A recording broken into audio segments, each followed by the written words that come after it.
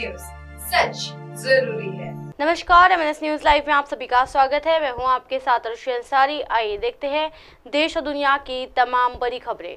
इससे पहले एक नजर हेडलाइंस पर। कांग्रेस मुझे बीजेपी का बताती है, भाजपा मुझे आतंकी का बताती है। ऐसा लगता है रजिया गुंडों में फंस गई। असदुद्दीन ओवैसी। जी हाँ, ड्रग किंगपिन पर फडणवीस के हमले के बाद संजय राउत ने किया पलटवार, लगा ये आरोप। दिल्ली के सीएम अरविंद केजरीवाल ने सराय काले खां फ्लाईओवर एक्सटेंशन का किया उद्घाटन। आइए देखते हैं खबरें विस्तार से। कांग्रेस मुझे बीजेपी का बताती है, भाजपा मुझे आतंकी का बताती है। ऐसा लगता है रजिया गुंडों में फंस गई।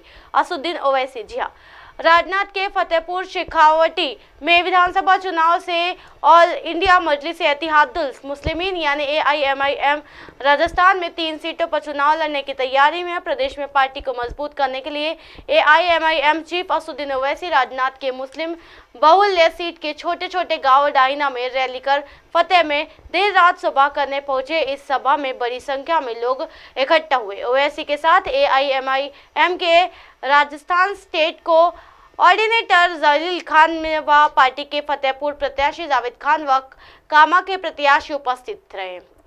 बीजेपी सत्ता में राहुल गहलोत की वजह से है। जी हाँ, इस दौरान ओवैसी ने भाजपा कांग्रेस पर जमकर निशाना साधा। बीजेपी को हराने की जिम्मेदारी असदुद्दीन ओवैसी ने कंधे पर नहीं डाल सकते तुम, वही बीजेपी को हराने की जिम्मेदारी मुझ पर ज्यादा अशोक गहलोत राहुल गांधी की है। बीजेपी सत्ता में तो राहुल गांधी और अशोक गहलोत की वजह से है। नरेंद्र मोदी 2 बार देश के प्रधानमंत्री बन गए, मेरी वजह से नहीं, इसके निकम्मेपन की वजह से बन गए। इनकी दोगली पॉलिटिशियों के वजह से, उनके झूठे वादों के वजह से बीजेपी कामयाब हो जाती है। बीजेपी जब से आई नफरत फैली है। नफरत इतना है कि जुनैद व नसीर को किडनैप कर हरियाणा में जिंदा जला दिया गया।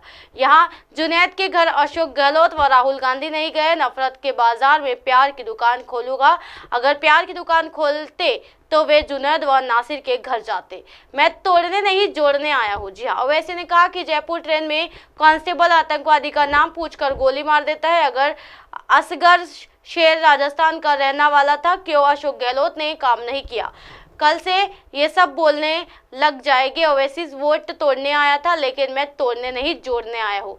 मैं तोड़ने आया हूँ युवाओं के खिलाफ जुल्म। कांग्रेस वाले तो मुझे गाली देते हैं। इनके नेता ने राहुल गांधी ने को जो लिख कर दे दिया है, वे उसे तोते की तरह बोलते हैं। हैदराबाद तेलंगाना में बोले AIMIM आसाम के इलेक्शन लड़ता है, जिंदगी में आसान में नहीं चुनाव लड़ा, लेकिन राहुल गांधी तुमने कह दिया तो अब जाऊंगा। उन्होंने आगे कहा कि राहुल गांधी तुम मजलिस को गाली देते तो क्या शिवसेना युद्ध की धूली है जो तुमने महाराष्ट्र में शिवसेना के साथ सत्ता बनाई?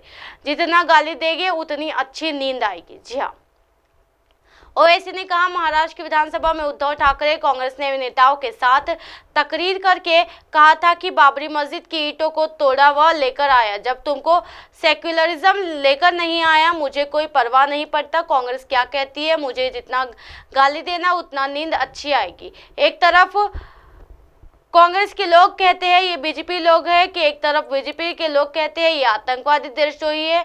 ऐसा लगता है रजिया गुंडों में फंस चुकी है। जी हाँ, कभी भी इनको खुश करने की जरूरत नहीं। हम किसी को खुश करने नहीं आए हैं। कांग्रेस बीजेपी दोनों एक है। जी हाँ, कांग्रेस बीजेपी नहीं चाहेगी आप लोग ताकतवर बने। इस दौरान ओवैसी ने कहा कि कांग्रेस व बीजेपी कभी भी नहीं चाहेगी कि आप लोग ताकतवर बने, लेकिन हम चाहते हैं कि आप अपने वोट का सही उपयोग करें, जिससे आपके बच्चे स्कूल जाकर तालीम हासिल करें, डॉक्टर कलेक्टर बने। वोट का सही उपयोग करोगे तो हुकूमत को झुकना पड़ेगा। ओवैसी ने कहा कि जिन नेताओं को अपने विधायक बनाया ये ताकतवर बन गए, जिन्होंने उनको वोट डाला वे कमजोर बन गए। AIMIM पार्टी के करती है, जो वोट डालता है उसे ताकतवर बनाती है। ओवैसी ने कहा कि सभा के बाद सब बोलेंगे कि ओवैसी वोट काटने आया है, जबकि मेरी जिंदगी का मकसद जोड़ना रहा है।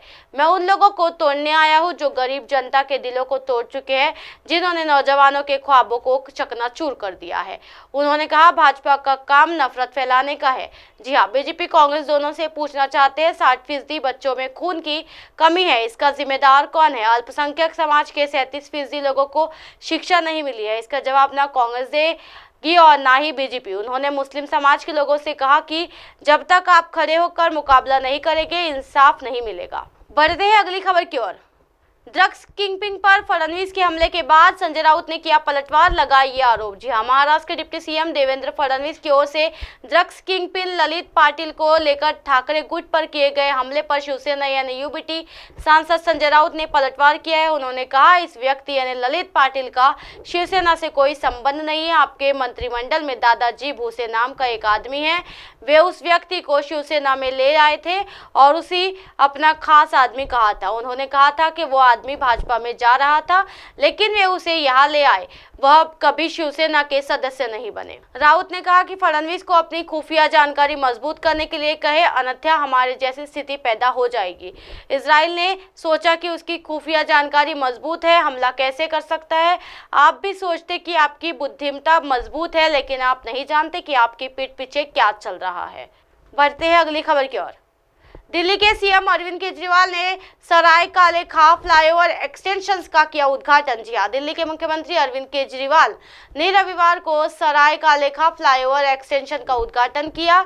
उन्होंने कहा कि आज से सराय काले खां फ्लाईओवर एक्सटेंशन चालू होने से लोगों को जाम से राहत मिलेगी। उन्होंने कहा कि हमारी सरकार तेजी विकास कार्यों पर जोर दे रही है। इसी तरह की दिन भर की तमाम बड़ी खबरों से फिर कराओगे आपका रूबरू। तब तक के देखते रहिए MNS न्यूज नेटवर्क। मेरे साथ ये नेल्शन अंसारी के साथ नमस्कार।